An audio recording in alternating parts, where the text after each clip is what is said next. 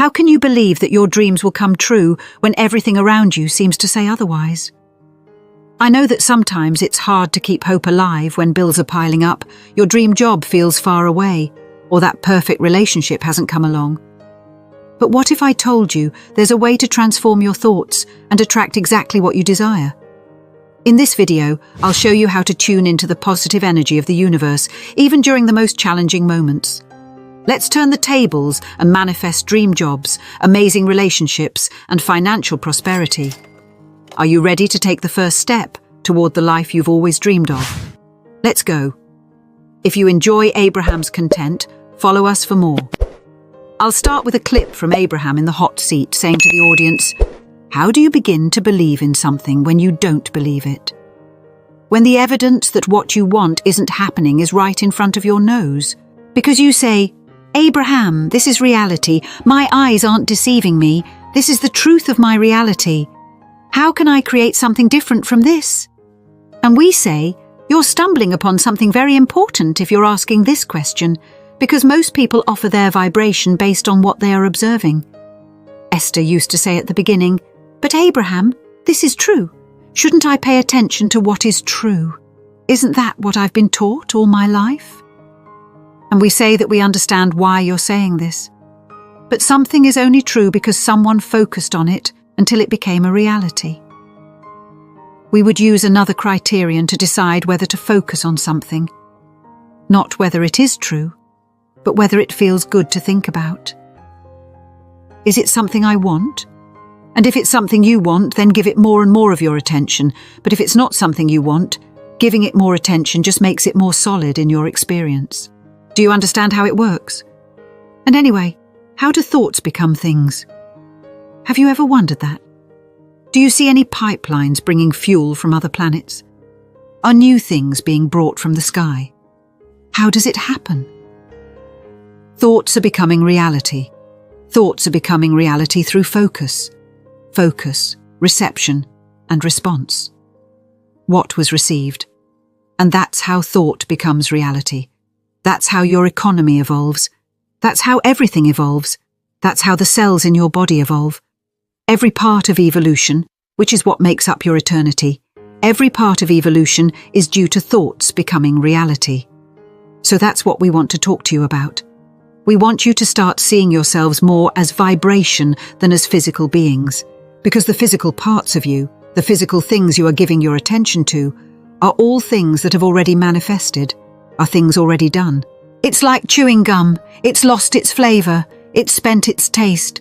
Pesual, I'll stop for a minute to better understand what Abraham was talking about, and I want to make this very clear now. Many times, some people reach out to me asking for help because they're in desperate situations. When bills are coming in, creditors are calling, and the person is in debt, I understand it's hard to think positively and use the techniques we learn. But what we need to remember is that what's happening now is the result of how we were feeling before. It's like gum that's already lost its flavour. It was good, but now it's no longer enjoyable. This means that no matter how difficult the situation is now, it's the result of vibrations you had in the past. If you can change how you're feeling now, you can change what will happen in the future. Your future can change in a matter of hours. You might receive unexpected help, money to pay your bills, but for that to happen, you need to focus on what you want to feel, on what you want to happen, and not get stuck in the idea that things aren't going well. Believe me, by changing your focus, you can change everything around you. So it's really not where you want to put your attention. You want to focus your attention on where you're going. So when life shows you that you want something, you should be someone who looks more ahead, toward the unfolding of what you're asking for, instead of staying where you are, sometimes in the absence of what you want, justifying or defending that you should have more of what you want, because you don't have it. The whole topic is two topics. It's like a stick that has two ends. At one end, the absence of what you want, and at the other end, the presence of what you want. So what we're asking you is, when you ask for more money, where is your emotion? Are you feeling desperate, discouraged, or disappointed? Or are you in a state of appreciation and positive expectation? Where is your vibration regarding the things you're asking for? Are you being a vibrational match to what you want? Or are you being more of a vibrational match to the absence of what you want? Or are you being a vibrational match to what is already happening? And with that, you help perpetuate your situation. Are you being a vibrational match to the problem or to the solution, to the question or to the answer? We can tell you which of the two things you're doing. You can know what you're offering vibrationally by what you're living, by what's surrounding you. So here's what we want you to hear, which might be new to you and is really the answer to overcoming limiting beliefs that aren't helping you. A belief is just a thought you keep thinking. But now we want to take some of the weight off you because the law of attraction really helps you keep thinking the same type of thoughts you were already thinking. You can't think something very far from the thoughts you're already thinking, so there's no hope for you folks. We're really enjoying this interaction with you, remember? Wrapping up the meeting, everyone laughed even more. Good luck with all this, and remember us, we're living happily ever after. So they stopped joking and went back to saying, but there is a way you can bridge the gap between what you think. Not so much immediately, although it can happen immediately if you surround yourself with other people who believe in the advantage you haven't yet given yourself. So, you can manage to shortcut the gap between your beliefs if you have someone around who knows the answers to what you're looking for, and you don't know the answer. But that person does, and that person talks to you every day, and you observe that person in their life. So at some point, you start to believe because they believe and are living it. That's one way to change what you believe. Most humans who are changing their beliefs do it this way. But there is an easier way. Before we tell you this, which is so important, the answer to all your hopes and dreams. People laughed. Do you accept that you are more than this physical personality you know as yourself? If your inner being exists, and we promise you that it does, and since your outer being exists, it's in a position where it knows exactly what you're asking for. It's knowing. It's seeing the vibrational version of what you've asked for, and knows that this vibrational version, just like a seed in the soil, has the potential to grow into the full manifestation you're seeking, the seed for the abundance you're looking for, the seed for physical well-being, the seed for the relationship you want, the seed for all the things you've asked for. Since your inner being is there with those seeds, do you believe that your inner being is with the beginning of everything you've asked for? And do you understand that now you need to do something to allow this vibrational version to be realized by you? Your inner being doesn't have the right or a means to force you to live something. You need to tune into it. So you need to become someone who believes in vibrational reality before vibrational reality can come into your experience. We've described some books about the vortex and the fact that everything you want is there. Many of you have followed us up to a certain point, but it started to become a little irritating to some of you. I get it, Abraham. Everything I want is in my vortex, and you want me at the entrance to my vortex so I can get what's in there. But enough. I'm tired of hearing about vibrational reality. I live in the real world, and I want these things in the real world. I want it to be part of my manifestation. And we say, it's already a manifestation. But feel the difference between a manifestation that is what you're already living and feeling at some moment and every moment. It's a manifestation. But feel the difference between a manifestation and your perception of the manifestation. The Abrahams are referring to an interesting episode that happened with Esther. She thought she had lost her favourite pen. She even emptied her bag several times but didn't find it. What was happening was that the pen was following Esther's belief that she had lost it. So, even though it was there, it stayed hidden. Only when Esther relaxed and let go of the idea that she had lost the pen, meaning when she lowered her resistance, did the pen appear. In fact, it was in the bag the whole time. This example shows how our beliefs can affect our perception of reality. Sometimes what we're looking for is right in front of us, but we can't see it because we're stuck in a negative idea. With Esther's pen, it was in the bag.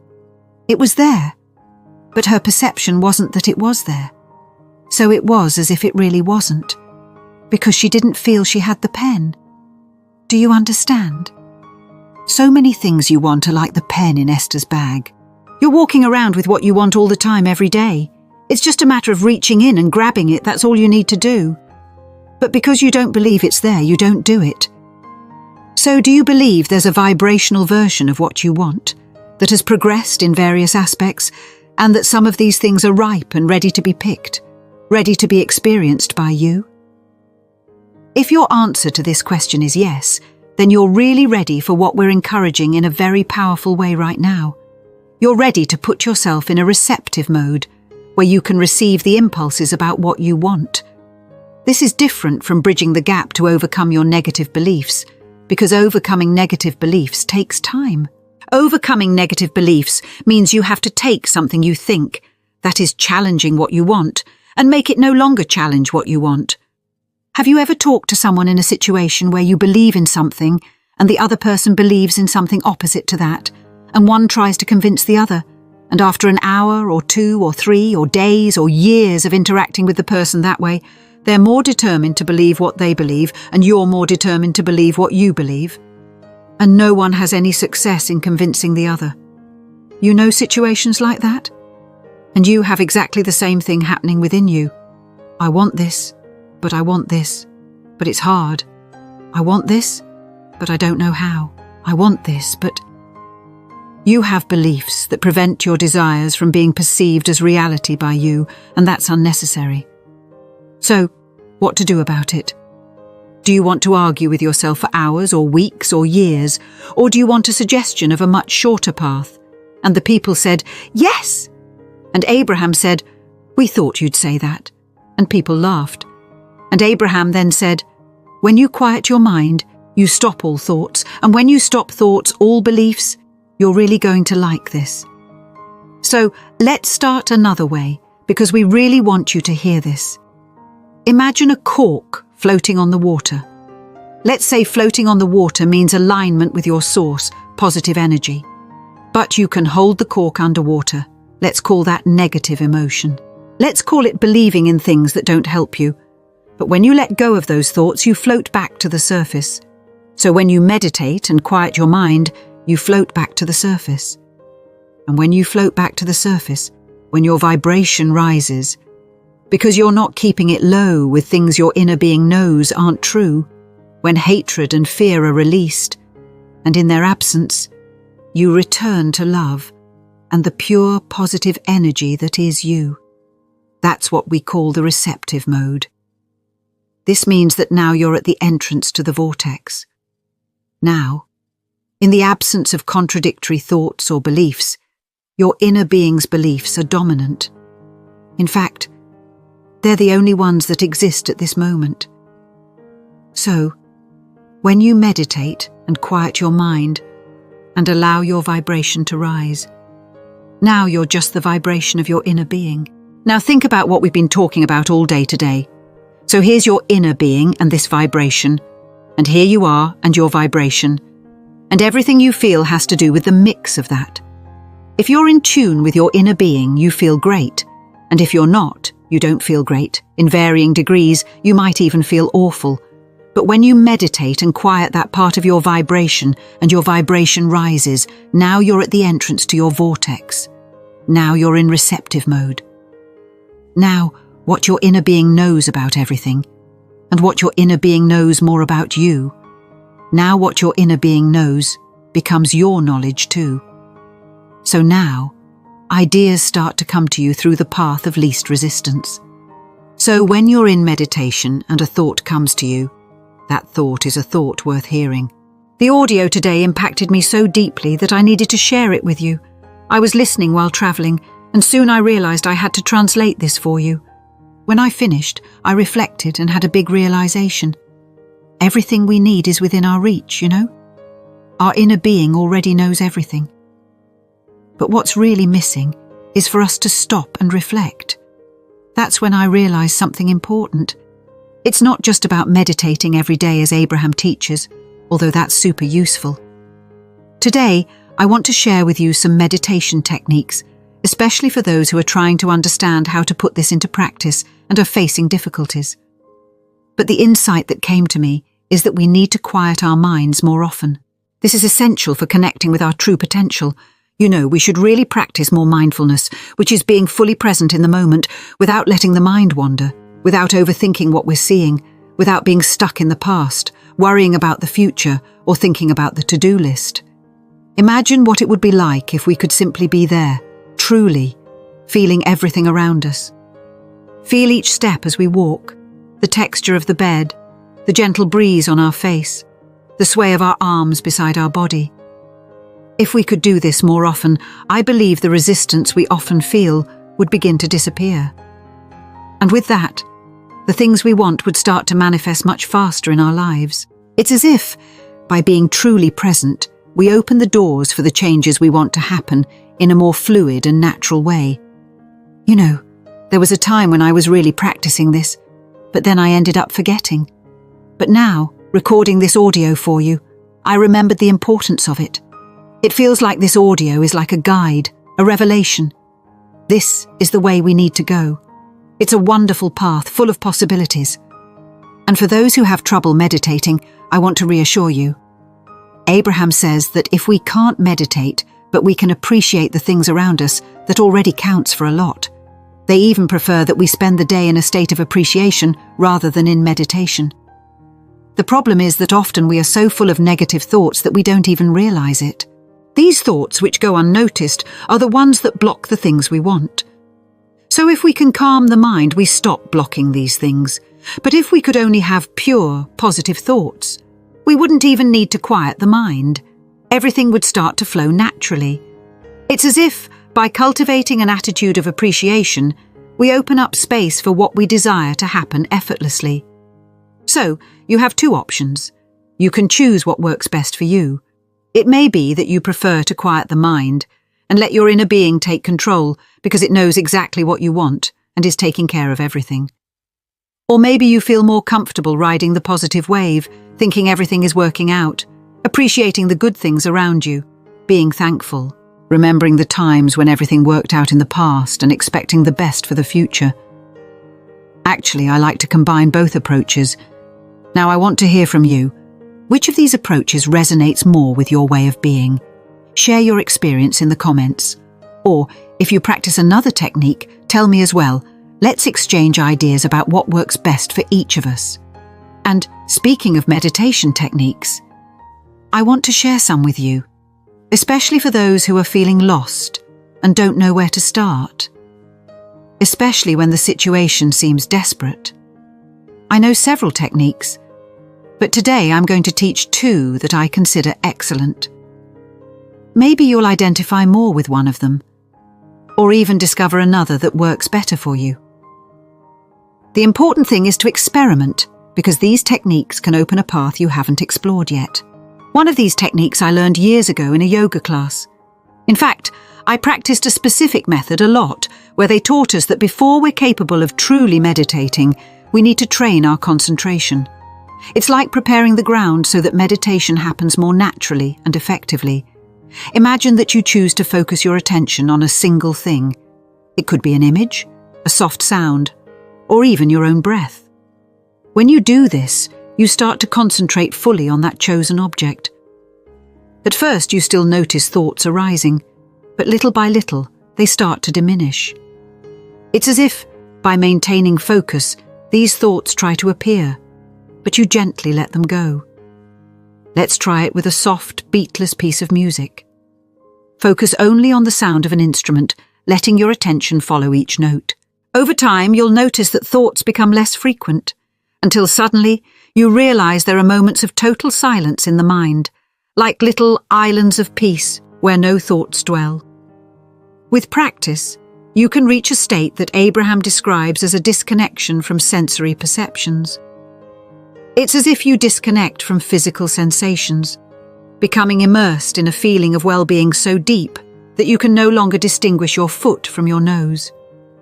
At that moment, this disconnection brings a pleasant sensation, a peace that envelops your entire being. This is just one form of meditation, and now I want to suggest some different ways to focus your attention, because what works well for one person may not work so well for another. I mentioned the example of following the sound of an instrument, focusing on the continuous melody. But when it comes to music, it can have variations, highs and lows. So you can also opt for even more constant sounds, like the hum of an air conditioner, the sound of a fan, or even the sound of rain. The ideal is to test each of them to see which works best for you at a given moment. And you know what's interesting? What works well one day may not be as effective the next. Maybe today the music is what holds your attention, but tomorrow, who knows? The sound of rain is what most calms your mind. It's important to allow yourself to experiment, and you don't need to limit yourself to sound. You can focus on your breathing, for example, because it has a naturally calming effect. When you concentrate on your breath, you're activating the body's parasympathetic system, which is responsible for rest and regeneration. This system helps calm the mind, promotes health, and brings a state of deep calm. Did you know that there's a direct connection between the vagus nerve, which runs through the diaphragm, that muscle right below the lungs, and our heart and brain? When you breathe, especially using abdominal breathing, you move the diaphragm, and this stimulates the vagus nerve. This stimulation helps calm the mental waves and reduce the heart rate, bringing a sense of tranquility. That's why breathing slowly and deeply, focusing on the breath, is a powerful way to physiologically calm yourself. However, I know that focusing on the breath isn't the kind of meditation that works for everyone. For some people, practicing abdominal breathing for a while, after learning and practicing a lot, can lead to a deeper connection with Abraham's teachings. For others, breathing is just an initial training, and maybe meditating by focusing on a sound, like music, is more effective. I like to combine both approaches. Many times I start by breathing deeply for a few minutes, focusing only on the sensation of breathing. Sometimes I play an audio while I focus on breathing. And you know, even if it's something quick, like a minute during the day, just 3 or 4 deep breaths already make a huge difference. It's that pleasant feeling, like a wave of relaxation that you feel when you exhale slowly. And that's it. You're already calmer and more centered. In the morning, early on, I have a ritual that I really like to follow. I usually play a guided meditation audio to start the day with a focused and calm mind. There's one I love, which has 10 and 15-minute versions, and I even added some personal touches inspired by Abraham's teachings. I play this audio while I focus on breathing very deeply, and then I move on to the meditation itself. During the meditation practice, sometimes I choose to focus on a piece of music. In fact, I'm thinking of sharing a special piece of music here on the channel, starting with a brief message to inspire good thoughts for the day, followed by the full audio of the music, for those who want to use it during meditation. This is the same music I use in the background of the morning guided meditation, and it's perfect for that. But I don't always use music. Some days, I prefer to concentrate on the feeling of my hands touching each other. I cup my hands, resting them on my lap, and focus entirely on that sensation. It's like an anchor that helps hold my attention. Over time, the mind fills with that sensation, and there comes a moment when you no longer feel anything, neither the hands nor the body. This is the experience that Abraham suggests, and it's when we're really meditating deeply. There are various ways to focus attention on an object. You can choose something concrete in front of you, like the sway of a leaf or the flame of a candle, or even imagine something simple, like a bright spot in the dark or a sunset. The idea is to keep the mind fixed on a single image without wandering. This technique, which I learned in a yoga class, really helps calm the mind. At the time, I noticed that by practicing, my thoughts became quieter, without the usual day-to-day distractions. Focusing on an object is like a mental exercise.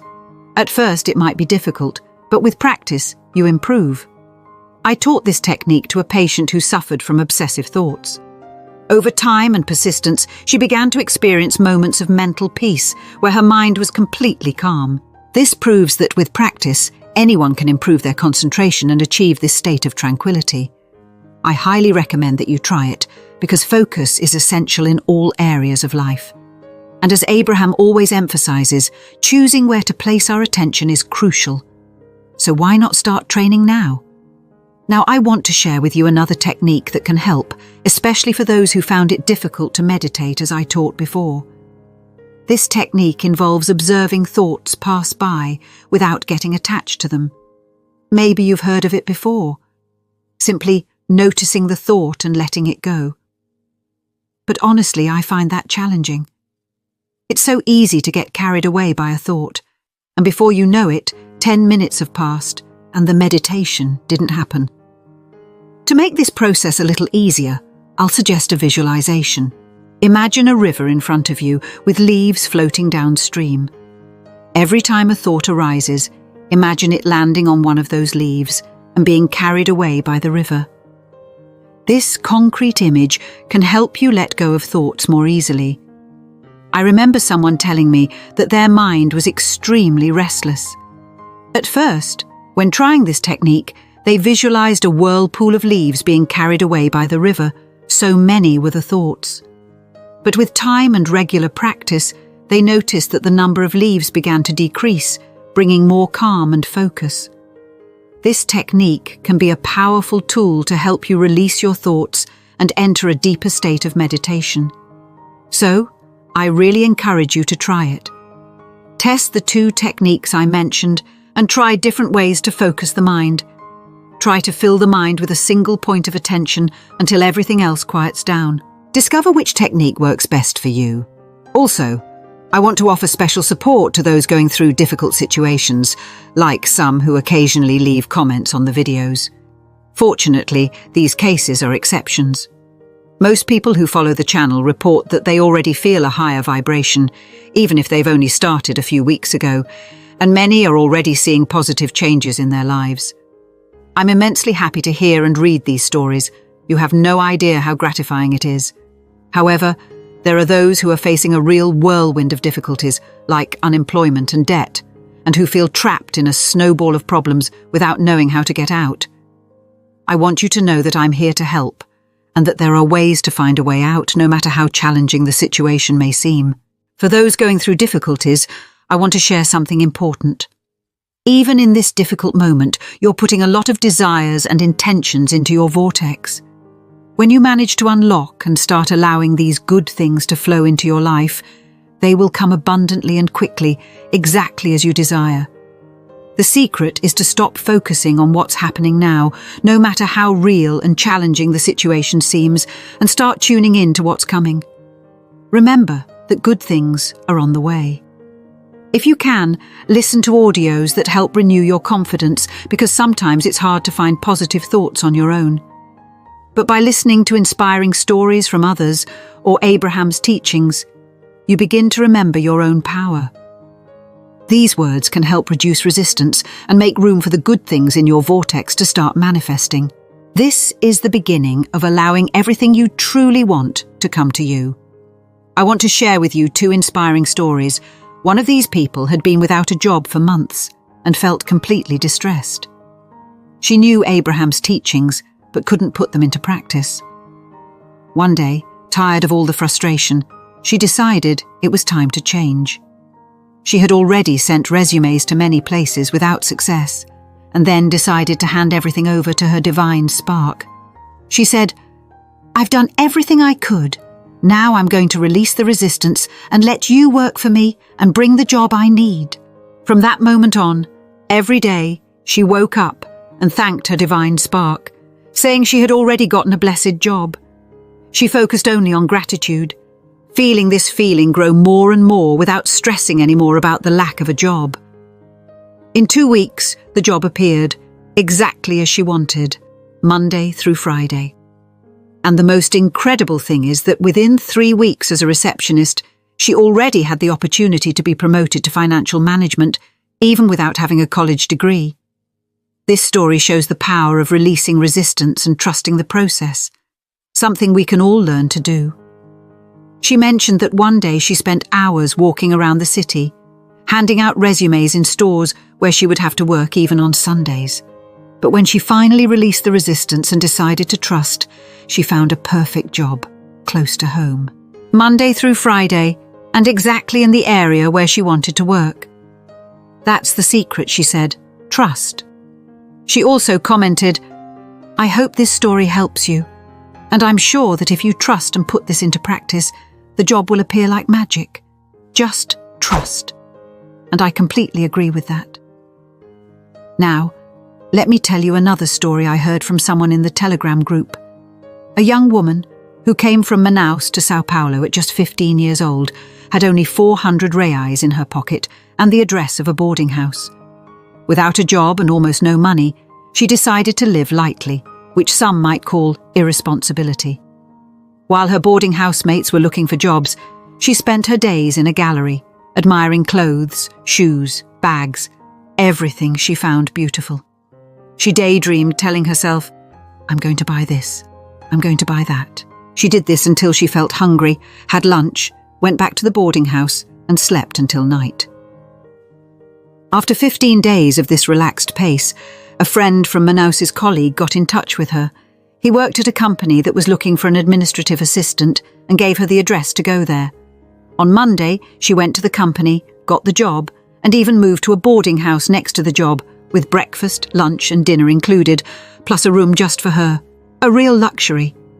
With finances sorted, she took courses, started dating, and from there, only good things came.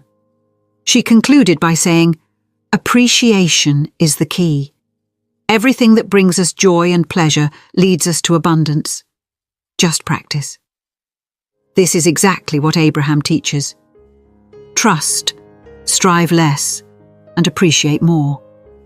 By doing this, ignoring the reality we don't want, we tune into our desires. The door opens, and what we want simply comes to us. I hope this realization comes to you too. Step out of the vibration of worry and into the vibration of appreciation and satisfaction. Or at least, stop thinking so much. The rest comes naturally. Remember, you have the power to create the life you desire. Thank you for your company. See you in the next video. Stay well and see you later.